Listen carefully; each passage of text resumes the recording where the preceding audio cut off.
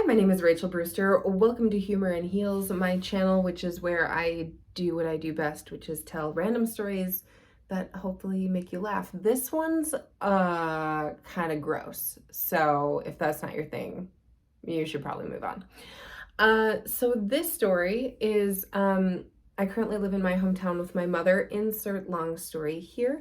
And my mother's very good friend Denise is what do you call one of those people who gives facials, but not like you go to a spa and get a facial. I mean, she's like one of those really expensive, hyper trained facial people. And I'm like, okay, well, while I'm here, I'm obviously going to go to her. And I went to her in the spring and got a facial, and it was great. I was dealing with some weird acne here, and even she wasn't sure what it was, and we were hypothesizing that it might be a food allergy. And then I saw her more recently, just this fall, and in the second time I saw her, I explained like, hey, you gave me like a healing cream for this. Didn't do anything at all. Like, it just took weeks, if not months, to finally go away. And now I'm experiencing that same thing here, but I was just in Kansas for a client meeting, so I was eating different foods, so I think it probably is a food allergy. So she got in there with like the microscope and was looking at it, and she was like, hey, like, I'm really skilled and highly trained, but I gotta tell you, like, I don't think that this is something that I can tackle from the outside in. I think there's something going on internally, whether that's food allergy or something else. And so to really get at the root of this problem, you're gonna have to go somewhere else. And I intentionally didn't wear foundation today so that you could see it, right? Can you see that on the camera? It's not terrible, right? If I even used a really light foundation, you wouldn't see it. This one here is, I think that's just like normal acne, but this, I don't know how to describe it, but it's not normal, especially not for me. So Denise goes on to tell me this related story of she's basically been in like terrible chronic pain for like 30 years and just went to Western medicine doctor after Western medicine doctor after Western medicine doctor and just wasn't getting any relief. And then finally, after 30 years, she went to this place called Eating Elevated, which I think is kind of a horrible name because it implies that they just focus on food. It really should be like health elevated, but they're probably going for alliteration, hence Eating Elevated. Anyway, she goes to this place and they test her for XYZ, and I can't remember what the results were, but like she had like the starting signs of lupus or MS or something, and they were able to help her and circumvent it. And she said that her pain has gone down like 80 or 90%. Like, she's dealing with a fraction of what she used to deal with. And she's recommending that I go to Eating Elevated to check out what this is. Now, you might say, well, Rachel, like, it's just a little bit of acne, and she had like nearly debilitating pain, right? So really, like, are you gonna, pay for a bulldozer to build a sandcastle, right? Like, the problem's so small.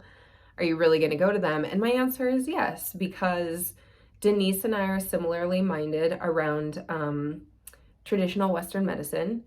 It's a long story, but there are things that I have seen in my life, in my family, and a really close friend that made me not distrust Western medicine, but think it maybe shouldn't be the like one-stop shop or the first place to go even. And Denise knows that I'm more like open to like woo-woo stuff. We've like talked about Reiki, and she knows that I'm open and flexible and curious and searching. I'm a searcher, babe. I'm just searching.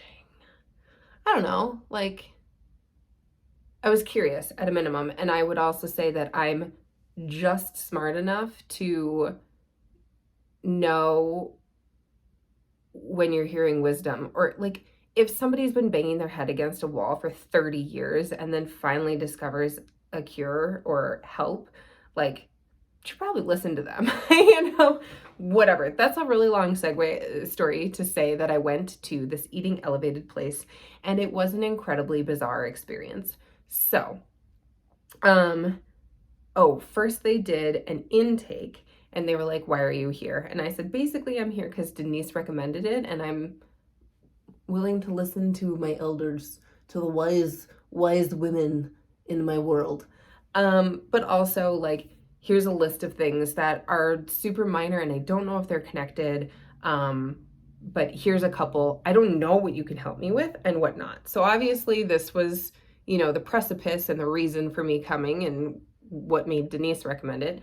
But there's also, for the majority of 2021, I could feel my teeth moving, not my upper teeth, but my bottom teeth. It was like I was having growing pains and my teeth was moving and I was like wearing my retainer during the day to try to get them to stop moving, but that wouldn't stop like the ache, right? So I went to my dentist, my orthodontist. I got a referral to a TMJ specialist, which is basically the people that you go to when you like get in a car accident and your jaw is wrecked, right?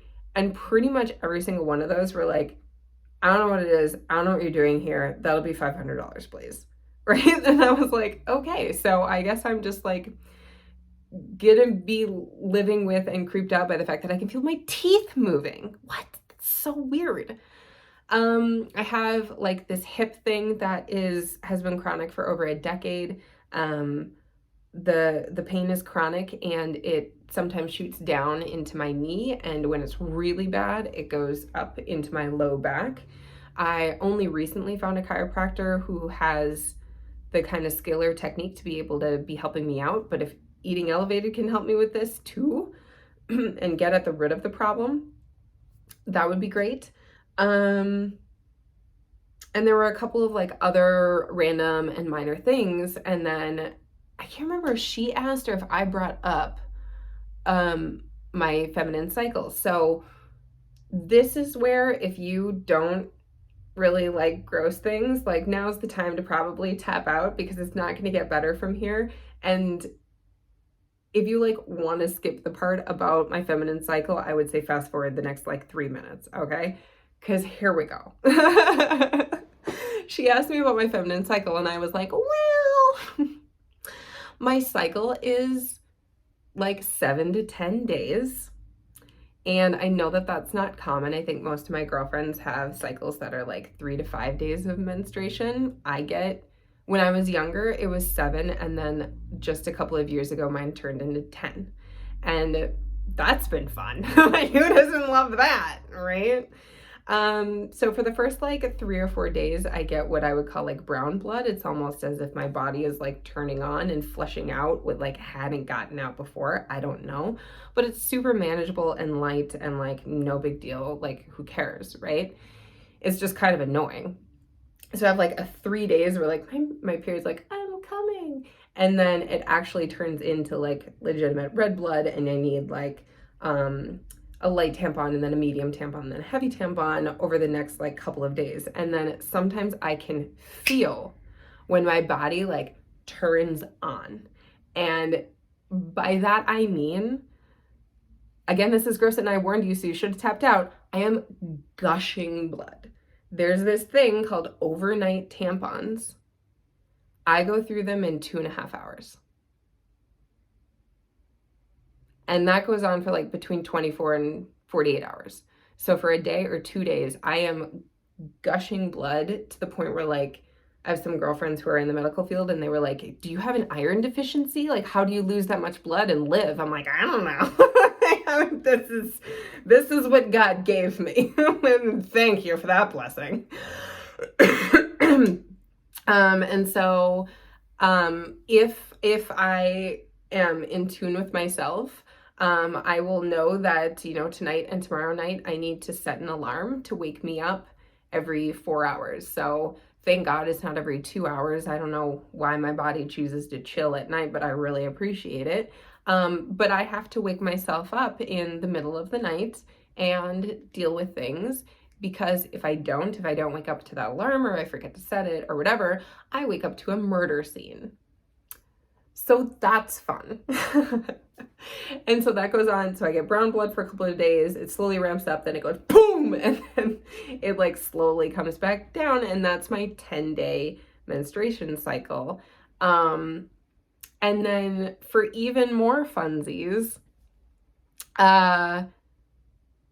the time between menstruation is for 1 year I tracked it religiously, and the time between periods was between 24 and 42 days,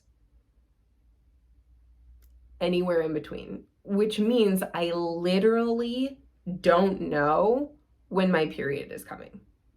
Just there's like no way to plan.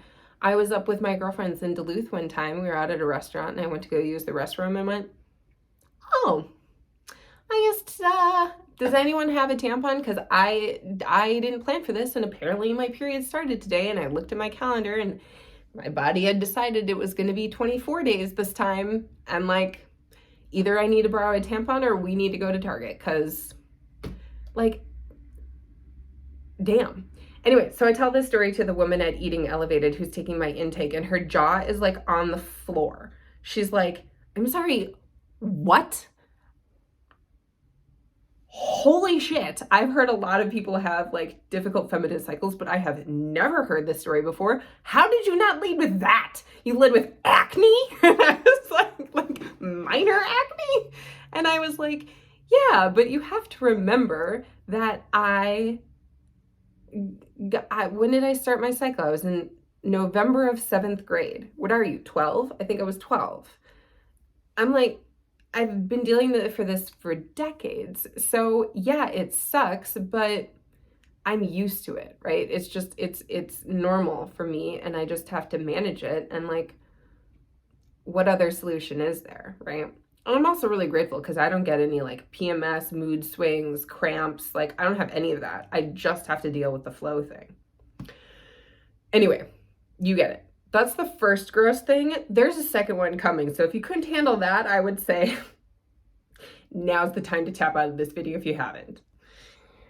I imagine there are some of you at home that are watching like just with popcorn and they're like, this is disgusting and I can't stop watching. It's like a horror movie or a NASCAR crash. Like, tell me more. What's the grossness? I should post. Oh, it's perfect. It's October. This is going to be like Halloween, like the grossness and horror that is real of my life.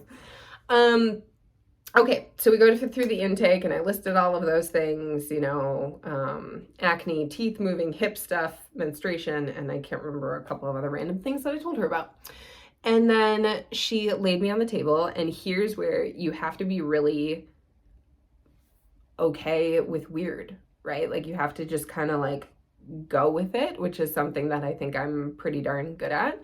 But it was weird.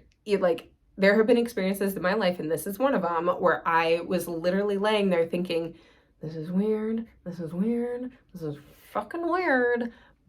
That's half my brain. My other half of my brain is like, yep, and we're here, and we're just gonna go with it and see what happens. So she lays me on this table, kind of like a chiropractic table, and then she's holding different vials in her hands. I don't know what is in her hands. I think that they were like different metals and stuff. And then she had me laying down and she made me stick my hand out like this. So imagine I'm doing this, right? And then she would hold the vial next to my stomach, and then she would push on it to see how I responded. Like, because my goal was to like keep it in place, and then she was going to try to move it. And I'm sure there were very minute movements, but she could tell the difference between like, you know, I was weaker when this vial was touching me and I was fine when this other vial was touching me. So there was a second person in the room, and she was just like reading off and giving notes to the woman who was taking notes, and was like, you know, yes for Barum, no for oil. Like, I don't remember the words.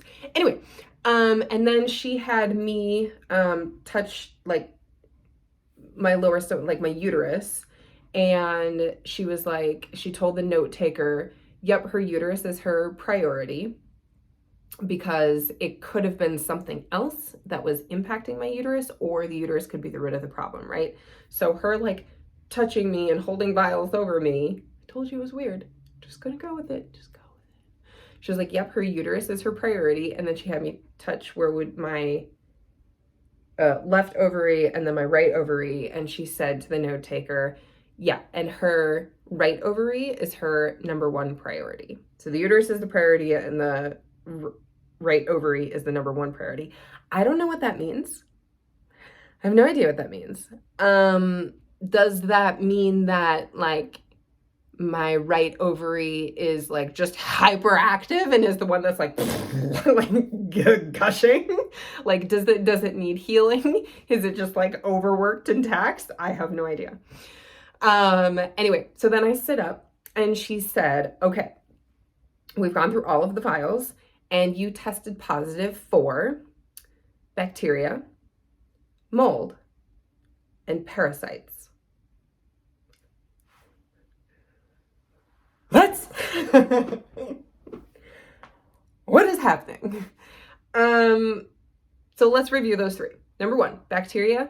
I'm not all that surprised. Like, you know, you've got a gut microbiome and like we've got all these skin cells that shed and turn into dust that you have to clean off around your house. Like we are cells and bacteria.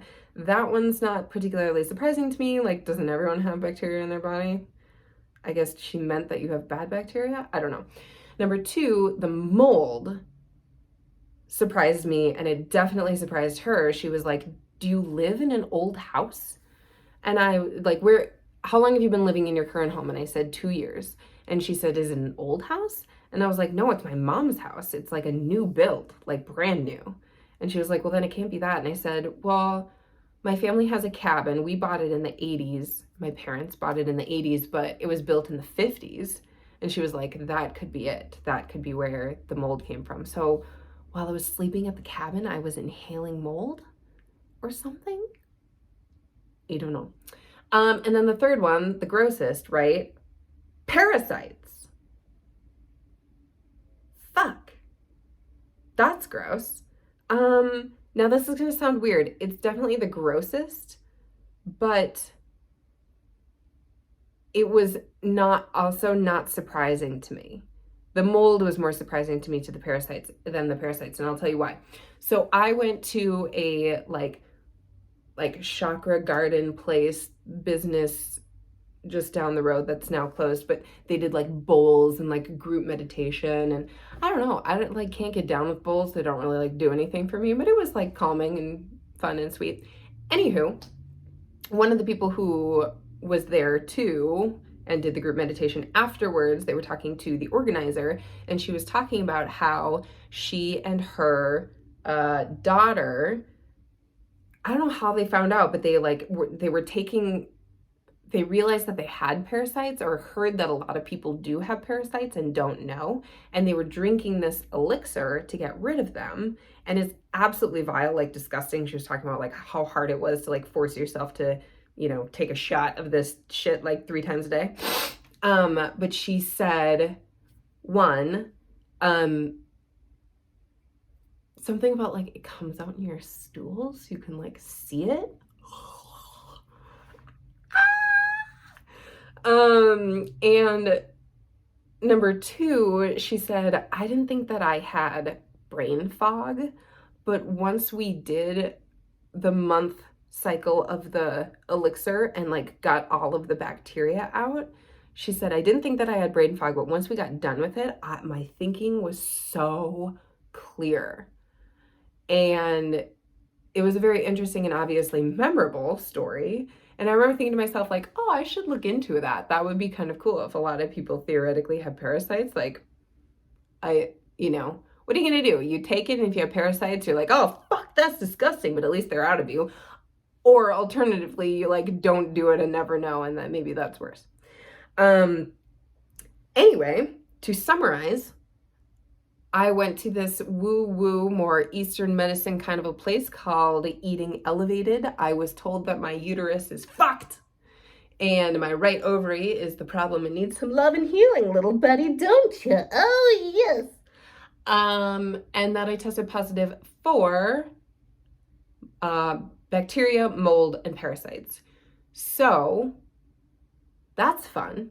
The next step is I'm actually meeting with the woman today. She's going to read off my results. I don't understand that because they verbally gave me the results. So what are you going to be reading? Like, are you going to give me the type of mold? I don't give a fuck. I want to get rid of it.